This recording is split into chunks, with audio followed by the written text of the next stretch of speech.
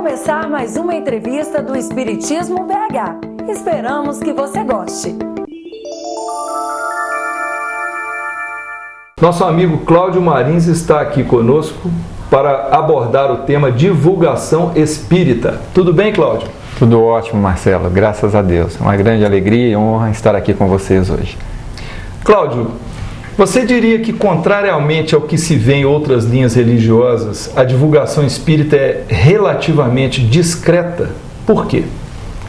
Marcelo, para não sermos injustos com os companheiros que dedicam grande tempo, dedicam também algumas somas financeiras e também muito amor à divulgação da doutrina, nós poderíamos dizer que essa resposta ela merece um sim e um não, dependendo do ângulo que nós observarmos. Ela vai ser uma divulgação discreta se compararmos o que outras crenças religiosas têm feito. Essas crenças que já possuem, por exemplo, emissoras de televisão, emissoras de rádio, jornais. Se formos comparar o que elas vêm fazendo junto ao público, levando e difundindo a sua crença, com certeza nós podemos dizer que nós somos tímidos. Mas, por outro lado, nós devemos verificar quantos espíritas nós somos hoje na sociedade e o que nós estamos fazendo dentro deste número de espíritas que realmente assume o seu papel como espírita. Aí nós vamos ver que nós estamos fazendo muito, não há timidez. E grandes alcanços foram conseguidos hoje. Veja bem, nós já temos hoje um grande número de sites espíritas. Nós temos, inclusive o seu, né? O nosso. Que, aliás, eu não sei se eu posso, mas eu gostaria de parabenizá-lo pelo aniversário de 1 ano. É uma grande conquista para todos nós. Parabéns a você e a sua equipe. Nós estamos mais ou menos celebrando aqui com essa entrevista, né? Parabéns. Então nós temos sites espíritas de excelente qualidade, nós temos revistas espíritas, nós temos jornais espíritas, nós temos as novelas com temáticas espíritas, nós temos agora filmes espíritas. Então, diante disso tudo, nós podemos dizer que realmente ocorreram grandes conquistas e hoje nós não somos mais tão tímidos como éramos antes. Aliás, gostaria de dizer a vocês que agora nós temos um canal espírita 24 horas no ar, via satélite. Foi uma grande conquista também. Cláudio, inclusive nessa sua citação, a gente percebe que no passado alguns atores, né, artistas de TV, eles, apesar de serem espíritas, eles não manifestavam a sua crença abertamente como fazem hoje, não é verdade? É verdade. Talvez porque o espiritismo era muito combatido há algumas décadas atrás, não existia essa liberdade de expressão. Quem se dizia espírita era visto com muito preconceito. Mas nós vamos ver hoje inúmeros artistas defendendo a bandeira do espiritismo e também vamos ver algumas celebridades, às vezes sendo entrevistadas no fundo da sua residência ali, durante a entrevista, a câmera pegando sem querer uma obra espírita e às vezes o repórter perguntando qual a sua crença religiosa, ele dizendo outra crença, mas o livro espírita está lá. Isso acontece também. Talvez o receio, né, de se identificar perante a sociedade, mas tudo tem seu tempo, né? E qual a importância da divulgação espírita e sob quais princípios se deve realizá-la? Marcelo, a divulgação espírita ela é de suma importância, porque muitos corações já estão prontos, já estão preparados para receber a doutrina espírita e acalentar os seus corações em sofrimento, ou então apaziguar um pouco a mente que reclama respostas para o sentido da vida ou respostas para os mistérios do além-túmulo. E o que ocorre? A doutrina espírita não tem chegado a essas pessoas. Nós sabemos que no Brasil é o país com o maior número de adeptos ao espiritismo. Mas ainda assim, existem regiões que a doutrina não chega. E também, fora do Brasil, o espiritismo ele acontece de forma muito diferente. Às vezes de uma forma mais mística ou mais preocupada com os fenômenos do que esse caráter evangélico doutrinário de estudo, de aperfeiçoamento moral que nós aqui no Brasil damos. Então, é muito importante essa divulgação da doutrina espírita para que aquelas pessoas que são descrentes, que são agnósticas, possam ter contato com a doutrina.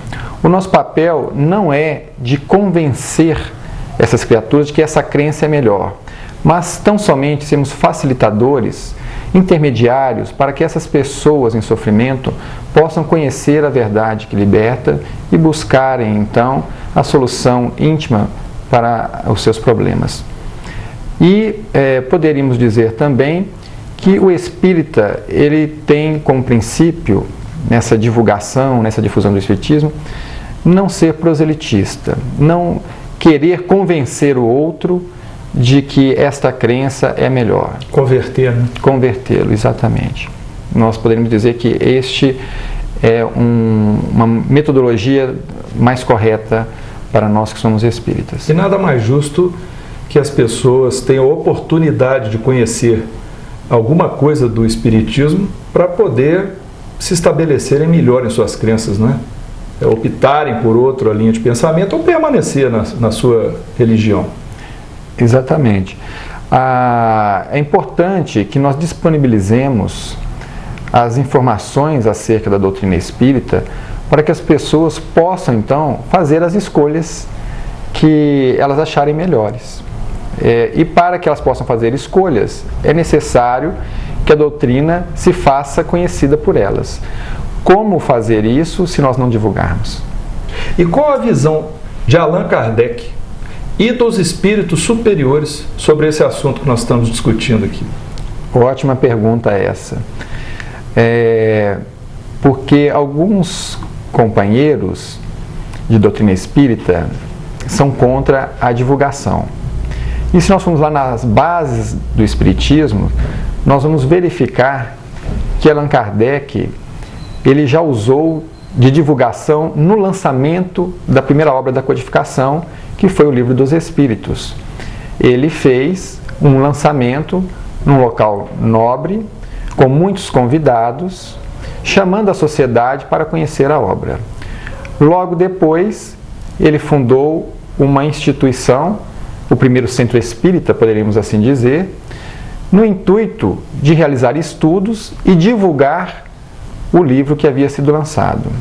Depois ele lançou a Revista Espírita, que foi editada até o seu desencarne. Essa revista de estudos espíritas, ela também auxiliou muito na divulgação da doutrina. Então podemos dizer que Kardec, ele tinha um grande carinho pela divulgação. E se você me permite, eu gostaria até de citar uma colocação de Kardec que está no projeto 1868, que é um capítulo pequenininho no livro Obras Póstumas, muito gostoso de ler e que nos mostra muito a linha de pensamento de Kardec. Para que minha memória não traia, eu vou ler. Fique à vontade. Kardec nos diz, no projeto 1868, uma publicidade em larga escala, feita nos jornais de maior circulação, levaria ao mundo inteiro, até as localidades mais distantes, o conhecimento das ideias espíritas, despertaria o desejo de aprofundá-las e, multiplicando-lhes os adeptos, imporia silêncio aos detratores que logo teriam de ceder diante do ascendente da opinião geral. Na época, ele cita uma publicidade em larga escala feita nos jornais porque era o maior veículo de circulação à época. Não existia televisão, radiodifusão, o jornal era o veículo das grandes massas. Então nós já vemos Kardec com uma preocupação nesse sentido. Os espíritos superiores, eles também nos incentivam à divulgação da doutrina espírita. Emmanuel, no livro Estude Viva, capítulo 40, ele nos brinda com uma frase muito interessante. E é uma frase muito citada por nós que elaboramos na comunicação social espírita. Ele nos diz: o Espiritismo nos solicita uma espécie permanente de caridade, a caridade da sua própria divulgação. E nós temos também André Luiz nos incentivando e nos alertando quanto à necessidade da divulgação da doutrina espírita. No livro Opinião Espírita, capítulo 37, André Luiz nos diz assim: visto isso, não sabemos como estar no Espiritismo sem falar nele, ou em outras palavras, se quisermos preservar o Espiritismo e renovar-lhe as energias a benefício do mundo, é necessário compreender-lhe as finalidades de escola, e toda escola, para cumprir seu papel, precisa divulgar. Então isso é um alerta para nós. E se nós formos esmiuçar um pouco mais sobre o dever da divulgação espírita e a necessidade dela, nós vamos encontrar no Evangelho segundo o Espiritismo, capítulo 5, item 20, que é aquele capítulo que diz que a felicidade não é deste mundo. Nós temos lá uma frase que diz assim: deveis todos consagrar-vos à propagação desse Espiritismo que já deu começo à vossa própria regeneração. Corre-vos o dever de fazer que os vossos irmãos participem dos raios da sagrada luz. Mãos, portanto, à obra, meus muito queridos filhos. Essa mensagem, que passa desapercebida por nós, mas quando nós adentramos a comunicação, nosso olho não consegue mais deixar de enxergar esses detalhes. Ela foi dita pelo espírito François Nicolas Madeleine, cardeal, numa mensagem psicografada em Paris em 1863. Então nós vemos que a divulgação espírita, ela é sim necessária e tem todo o incentivo, tanto de Kardec quanto dos espíritos superiores. Marins, há órgãos oficialmente responsáveis pela divulgação do espiritismo no Brasil? Marcelo, há órgãos que têm a missão de promover o estudo, a prática e a difusão da doutrina espírita no Brasil. Sim, a FEB, por exemplo, a Federação Espírita Brasileira, é um desses órgãos. E todas as federativas, que são, por exemplo, os representantes da FEB nos diversos estados do Brasil. Aqui em Minas Gerais, nós temos a União Espírita Mineira, que auxilia nessa divulgação, nessa difusão da doutrina espírita. São órgãos que têm uma missão mais ampla, mas dentre elas, essa divulgação e difusão da doutrina. Inclusive aqui também a Aliança Municipal Espírita, né? Exatamente, que faz parte desse esquema federativo, né? Que vem da FEB. As informações chegam até a União Espírita Mineira e, com o auxílio das alianças municipais espíritas, são divulgados os planejamentos estratégicos para as casas espíritas. E que veículos são utilizados na propagação da doutrina? Todos aqueles que são dentro da ética e da moral espírita. Dentre os principais, nós temos jornais espíritas, muito promovidos pelas casas espíritas. Nós temos revistas espíritas, por exemplo, o Reformador é uma das revistas espíritas mais antigas que nós temos em circulação no país. E praticamente ela adentra todas as casas espíritas. Nós temos também, na atualidade, os sites divulgando a doutrina espírita. Nós temos também palestras filmadas que são disponibilizadas. E a maior de todas as divulgações é realmente o livro espírita, que nós temos muito a agradecer a Chico Xavier, né? E também as palestras públicas, que é uma grande forma de divulgação da doutrina. Normalmente o primeiro contato que aquele que adentra o espiritismo tem é quando ele vai até a casa espírita. Daí a importância das palestras, né, dos expositores espíritas tratarem com muito carinho, com muita propriedade os assuntos que vão ser abordados ali. o livro é importantíssimo, né? Eu me recordo, acho que foi você mesmo que tocou no assunto comigo a respeito de um título que alguém deu, não sei se num artigo, que se chamava Esqueceram Emmanuel, não é isso? Exatamente. Esqueceram Emmanuel. Então explica como é que foi isso. Esqueça Emmanuel. Esqueça Emmanuel. Era o título do e-mail que eu recebi. E era uma campanha. Eu assustei quando recebi este e-mail, mas depois abri curioso para verificar o que era. Falei assim, deixa eu ver o que eles estão querendo fazer contra a doutrina, né? Mas era uma brincadeira justamente no sentido de um companheiro incentivando, através desse título, que nós esqueçamos algumas obras espíritas de Emmanuel em algum lugar para que alguém ache e possa ser consolado. Esquecer de propósito. Esquecer de propósito, exatamente. Então, marketing que dá um certo prejuízo de um lado e ganhos do outro. Né? Mas o título foi justamente para chamar a atenção, né? Ele provoca no primeiro momento, mas quando a gente vai entender a proposta, é uma proposta das melhores possíveis, esquecer um livro. Marins, falando em livros, está havendo uma grande repercussão das traduções de livros espíritas do português para outras línguas, não é isso? Exatamente, Marcelo. Nós temos um grande legado deixado por Chico Xavier, que são mais de 400 obras espíritas que o público espiritista de fora do Brasil não conhece. Então, o português, os livros hoje estão sendo traduzidos do português para diversas outras línguas.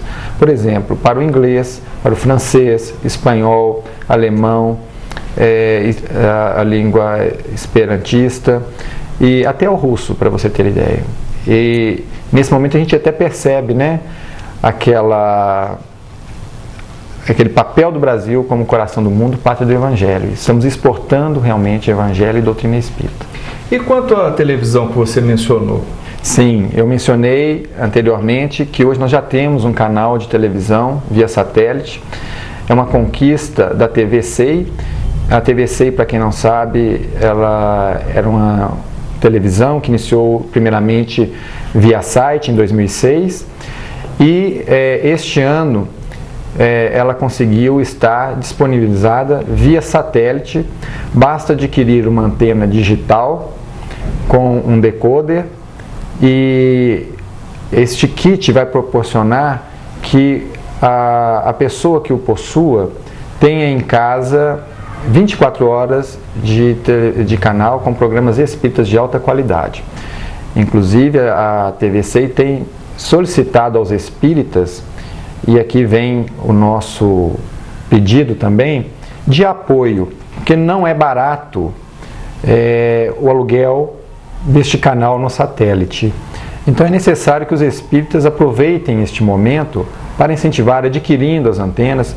Essas antenas podem ser colocadas inclusive dentro da própria casa espírita, servindo como elemento de formação ou até mesmo substituindo palestras públicas naqueles horários onde não tem oradores, no período da manhã ou da tarde. Em vez da casa ficar fechada, pode ter lá uma televisão com o canal sintonizado, a pessoa senta ali e está sendo beneficiada de alguma maneira. Só para que as pessoas compreendam essa sigla, o que quer dizer TVCI? É a TV do Conselho Espírita Internacional, que é o órgão que é responsável hoje pela difusão do espiritismo no mundo. Ele tem o apoio da FEB, inclusive o secretário-geral deste conselho é o Nestor João Mazotti, que é o presidente da FEB. Cláudio, as casas espíritas devem comprometer-se com a meta de divulgação e de que forma? Marcelo, é desejável que as casas espíritas realmente se comprometam com a divulgação. Nós já explicamos aqui a sua importância e nós sentimos hoje a necessidade de que os dirigentes tenham um olhar diferenciado para a divulgação. O que nós estamos notando é que os espíritas estão fazendo muito uma divulgação que nós podemos dizer intramuros, para o próprio espírita. Por exemplo, vai haver uma feira do livro, divulga-se somente ali na comunidade espírita. É necessário que realmente os dirigentes das casas espíritas tenham um olhar mais atento para a divulgação da doutrina. Nós temos percebido que hoje os espíritas têm feito uma divulgação muito intramuros. né, somente para a comunidade espírita. Há necessidade de nós fazermos uma divulgação para aquele público no entorno da casa espírita, uma comunidade que está toda ali em volta, necessitando às vezes de informações e de recursos que a casa pode proporcionar, mas ele não tem acesso. Às vezes por preconceito ou por uma falsa visão, uma ideia equivocada do que é o Espiritismo. Está faltando principalmente nós divulgarmos para a sociedade corretamente o que é o Espiritismo. Nós escutamos muitas pessoas falarem assim: eu sou espírita de mesa branca, eu sou espírita kardecista. Nós temos que, de alguma forma, demonstrar para a sociedade que o Espiritismo é uma coisa só. É o Espiritismo que surgiu lá em 1857 com Kardec, e a questão da mesa branca é simplesmente por uma necessidade de termos onde colocar, apoiar as coisas, né? E uma dica que a gente poderia dar para os dirigentes espíritas na divulgação é aproveitar o material de campanha que a FEB tem contra o aborto, contra o suicídio, né? Valorização da vida, evangelho no lar, evangelização infantil, porque esse material é disponibilizado gratuitamente para as casas espíritas se elas solicitarem diretamente à FEB. E existe com certeza uma necessidade nesse entorno da casa espírita, que se o dirigente for trabalhar ali aquela necessidade, esse material vai ser muito útil, vai levar mais pessoas, vai esclarecer mais mentes e corações acerca da doutrina e vai trazer o consolo que nós precisamos oferecer à comunidade espírita e também não espírita. Nós temos que ter esse olhar também para a comunidade não espírita. Eu vou aproveitar e fazer um gancho aqui nessa entrevista, informando os internautas que talvez não tenham ainda se detido nesse assunto, que nós temos no site Espiritismo BH a possibilidade da Casa Espírita publicar os seus eventos. Inclusive nós temos algumas casas do Nordeste do Brasil fazendo isso, colocando os seus eventos no nosso cantinho lá de eventos, né? Então nós podemos dar nesse sentido a nossa contribuição também, se bem que pequena, mas para que as casas espíritas divulguem bazares, feiras, etc. Ou seja, eventos que não sejam de promoção pessoal, né, personalizada, mas que sejam a bem do grupo da instituição espírita. A internet hoje, ela realmente chega a muitos lugares que o cartaz ou a carta normalmente não chega. Aliás, nós temos muito a agradecer a você e ao seu site, porque a União Espírita Mineira vem sempre utilizando dele na divulgação dos eventos, e nós sabemos que grande parte dos resultados obtidos realmente saem dessa divulgação pela grande acessibilidade hoje que o seu site tem, né? O Espiritismo BH proporciona às pessoas. Ô Cláudio, quais são as principais distorções que têm sido observadas na divulgação do Espiritismo no nosso país?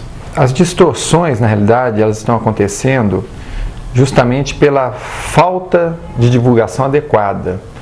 Explico melhor.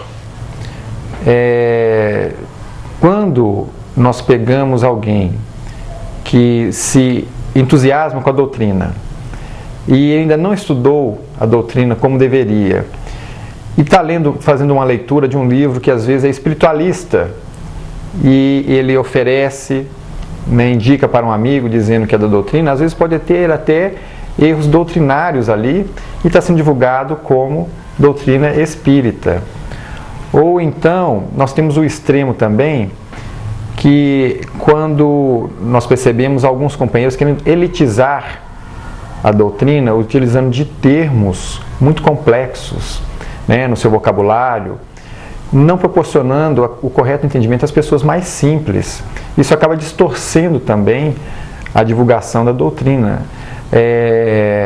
Então são esses dois extremos, a pessoa com o desconhecimento, mas naquele afã de querer divulgar a doutrina, ele acaba indicando material que não é genuinamente espírita, o que pode trazer conceitos equivocados, distorcidos sobre a doutrina.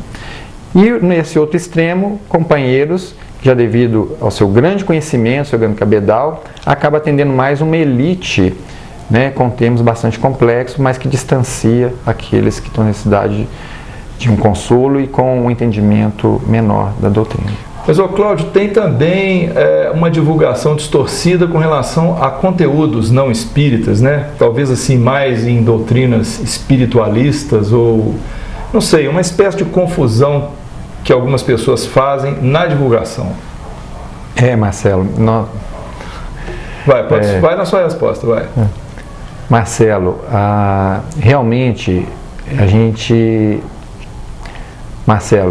nós temos percebido dentro das casas espíritas algumas trazendo conteúdos de terapias holísticas ou espiritualistas e cedendo mais espaço para esse tipo de assunto do que realmente para o estudo, a divulgação da doutrina espírita nas suas bases ou então nas obras subsidiárias de alto conteúdo e valor, né, como são as de Chico e de tantos outros companheiros.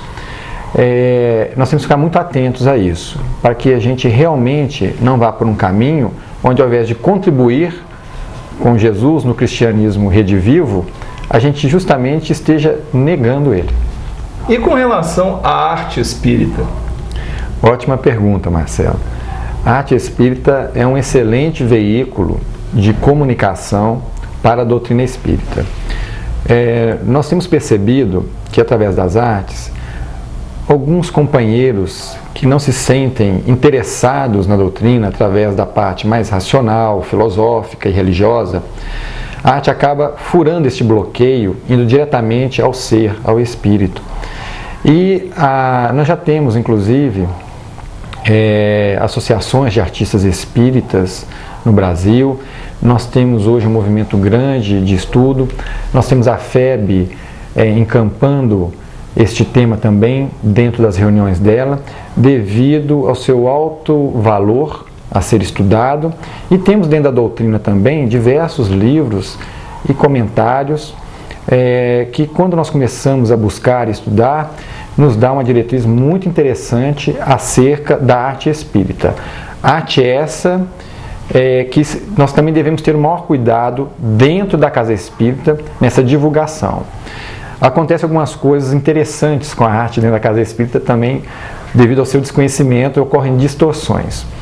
Por exemplo, o grupo artístico é convidado para abrir uma palestra de 1 hora, e que, se não tiver uma disciplina, um certo cuidado, o grupo vai acabar adentrando em torno de meia hora, 40 minutos, e vai sobrar 20 minutos para o palestrante.